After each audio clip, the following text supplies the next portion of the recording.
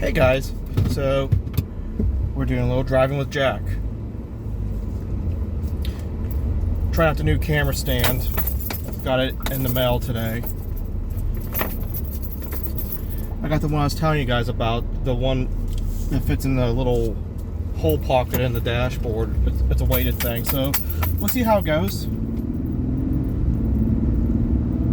Honestly, if you didn't get too much jarring from that, that's probably the worst part of this whole trip. Something I want to talk about today is accountability.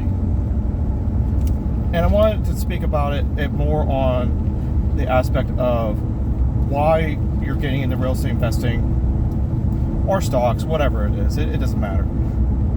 And making sure you're prioritizing the things that are important in life. You don't want to find out the why on why you're doing all this stuff and then have everything end up leaving you. And why I'm saying this and the mindset of what I'm thinking about it in is, for example, if your why is to become financially free, financially independent, and your why for doing all this work and stuff is so that you can provide your family a better future, but in the process you're neglecting your kids, your wife, significant other, and in the end they end up leaving you. Was it worth it? What did you prove? What did you do? So make sure that you're putting forth the time for your whys, otherwise you won't have your why in the end.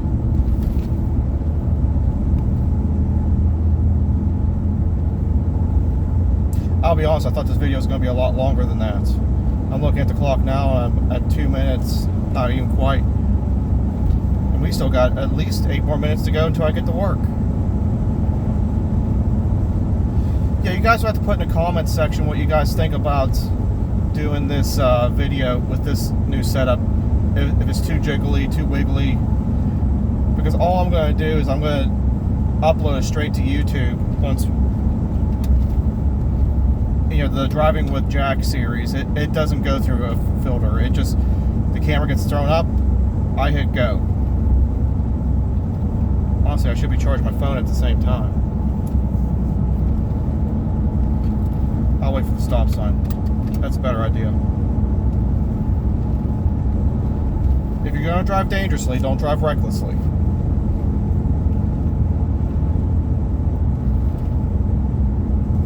But yeah, so the other thing I want to work on a little bit, I'll give you guys a little heads up on the future.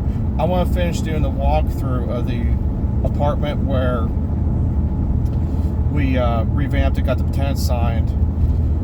I already got permission to go in and, like I said, just not film their stuff, but like literally I'm just going to go in and take the pictures of everything and go over a few things that we're going to finish up with that aren't under a time crunch. But everything that's under a time crunch is done. The fuse box is put in, the lights are put in. We got 3 prongs all throughout the upstairs already. 3 prong outlets on the upstairs. All the switches been updated to normal switches for the lights and stuff versus this, I think, of 70s push buttons. Half of them didn't even work. I kind of would like an opinion about if you think I got an okay deal, a good deal, or a bad deal. But when all that was said and done, there was 3 light fixtures. I couldn't tell you. Every single switch in the place was redone. The whole upstairs, was converted to three prong outlets. Somehow there wasn't knob and tube up there. For it being 2 prong, it wasn't knob and tube. All that was converted to 3 prong. The fuse box was a push panel. That was converted to modern day breakers. And the bill was just shy of $3,000. So let me know what you think about that price.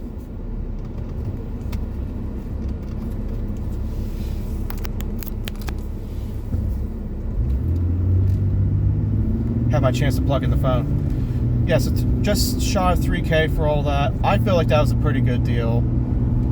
Working with someone for the first time.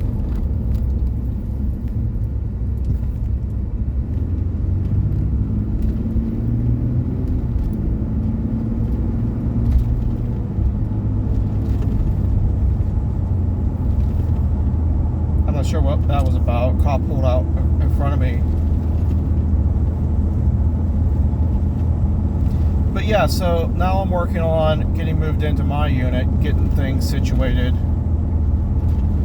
I want to get my office set up. I want to get my bed set up. I want to get my gym set up. And after I'm done with that, and I kind of get myself situated a little bit, I'm probably that's gonna be a living construction site. So what I'm planning on doing is I'm gonna start with the bathroom. The ceiling's kind of coming down. It's just the paint and the texture. I'm gonna pull all that off, and I'm gonna put some membrane on it, some new membrane on it, and I'm gonna just paint the ceiling white afterwards. I'm probably gonna give it a little touch up. There's, I don't know, almond color, I want to call it, almond color, tan-ish and brown tile work, and it's nice and everything, and I would prefer to keep it, but at the same time, for how I'm going to put the new sink in the bathroom, so it takes up a lot less floor space, I'm going to have to take off the tile. The plumber wanted to go through the other side of the wall, through the bedroom, and I honestly don't feel like that's really an option, because the texture on that side of the wall would put me into a project much deeper than I would want to, because I can't match the texture.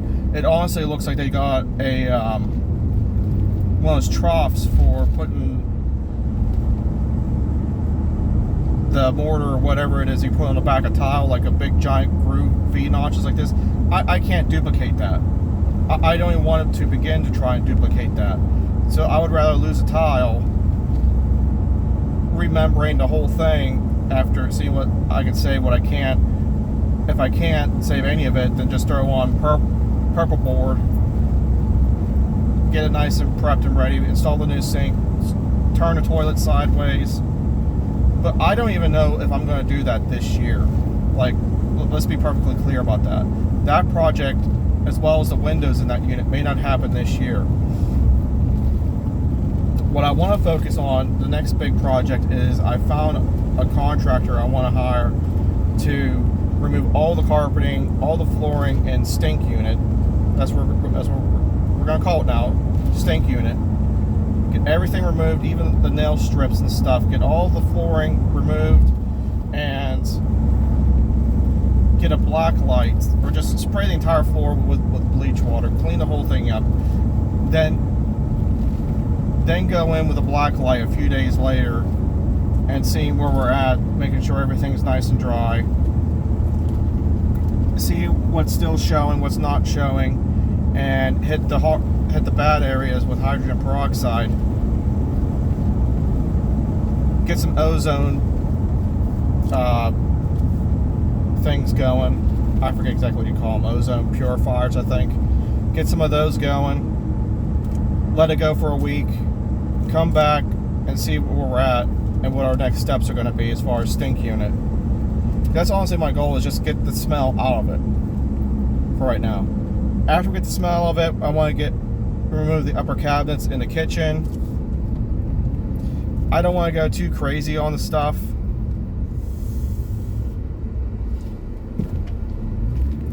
Just because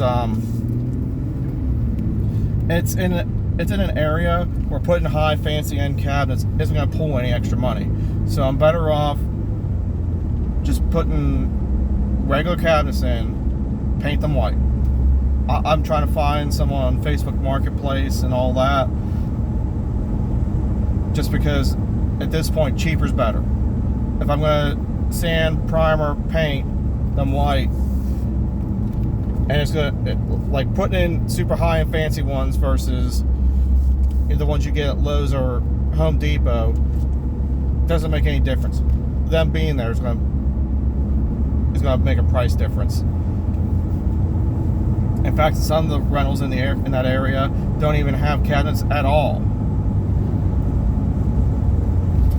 So anyway, do that. Start painting that whole unit. getting it ready to go.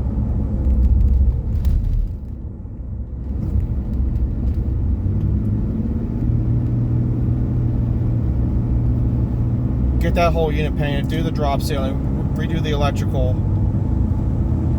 and then redo the flooring. I'm probably going to do LVP in 2 of the rooms myself. And I saw Home Depot and the installers in the area have great reviews, so apparently I guess if you spend more than $700 in carpeting, you get free installation. Well, then I might as well just use them, because I can guarantee you I'm going to be above $700.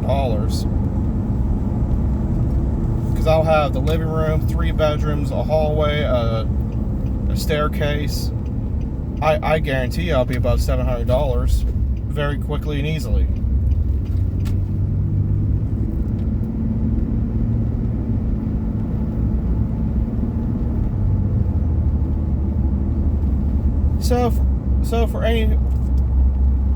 Anyway, that's it for this Driving with Jack. I'm about to be pulling into work. I'll see you guys in the next episode.